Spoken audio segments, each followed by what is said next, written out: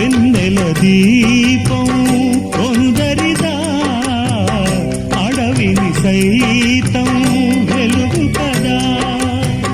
వెన్నెల దీపం కొందరిదా, అడవిని సైతం వెలుగు కదా. ఎల్లలు లేని చల్లని గాలి అందరి కోసం అందును కాదా.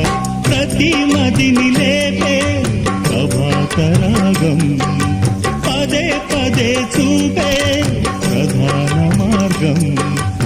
ఏది సొంతం కోసం కాదను సందేశం, మంచి గుణమే పోతే ప్రపంచమే శూన్యం.